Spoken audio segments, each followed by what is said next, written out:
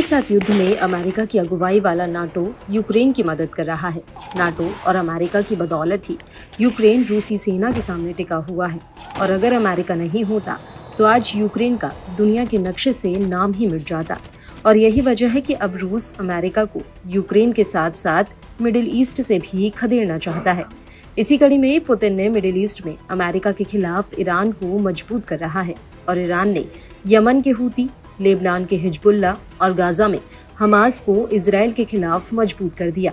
लेकिन ऐसा लग रहा है कि पुतिन मिडिल ईस्ट को अमेरिका से मुक्त करना चाहते हैं और यही वजह है कि अब रूस उन देशों में सेंधमारी कर रहा है जहां पर अमेरिका की मजबूत पैठ है। दरअसल रूस के कजान में ब्रिक्स का सम्मेलन होने जा रहा है और इस सम्मेलन के बहाने पुतिन मिडिल ईस्ट में अमेरिका के खिलाफ अपना एक जाल बिछा रहे हैं। और इसी कड़ी में पुतिन ने यूएई के राष्ट्रपति शेख मोहम्मद बिन जायद बिन सुल्तान अल नहयान से मुलाकात की। पुतिन ने यूएई के राष्ट्रपति को अपने घर पर एक अनौपचारिक रात्रि भोज पर आमंत्रित किया था, जहां पर उन्होंने सुल्तान अल नहयान को यूक्रेन के साथ बंदियों की अदला बदली में मदद करने का शुक्रिया अदा किया।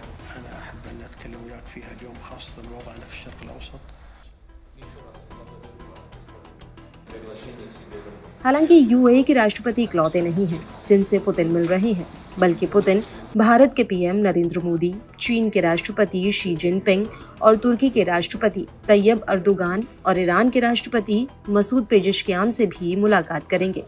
ब्रिक्स सम्मेलन के बहाने पुतिन का पूरा ध्यान उन देशों को अपने पाले में लाने का है जिनके अमेरिका से मजबूत रिश्ते हैं। यही वजह है कि अब पुतिन की अगुवाई में ब्रिक्स में ईरान, मिस्र, इथोपिया, यूएई और सऊदी अरब जनवरी 2025 में शामिल होंगे। और इन सब के पीछे पुतिन की विदेश नीति के चाणक्य यूरी उश्कोव का हाथ है। उश्कोव का कहना है कि ब्रिक्स सम्मेलन में 32 देश हिस्सा लेंगे और 20 से ज्यादा राष्ट्राध्यक्ष शामिल होंगे और पुतिन करीब 20 द्विपक्षीय बैठकों का आयोजन भी करेंगे।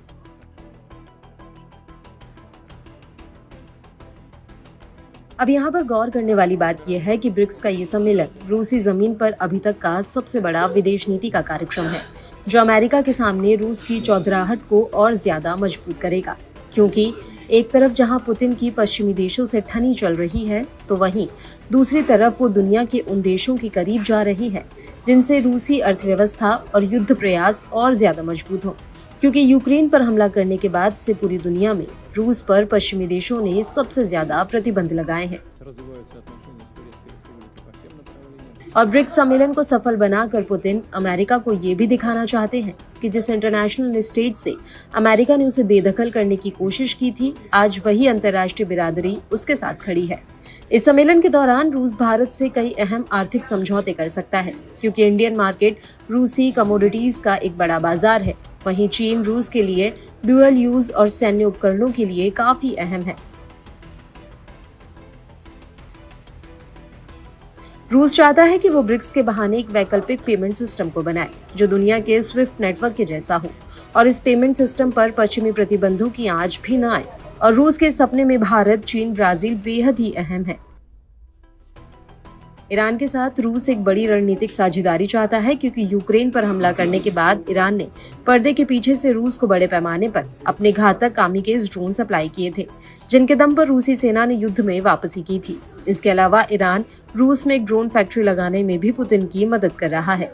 बदले में ईरान रूस के वो हथियार चाहता है जिनसे वो इजराइल के हमले का जवाब दे पाए।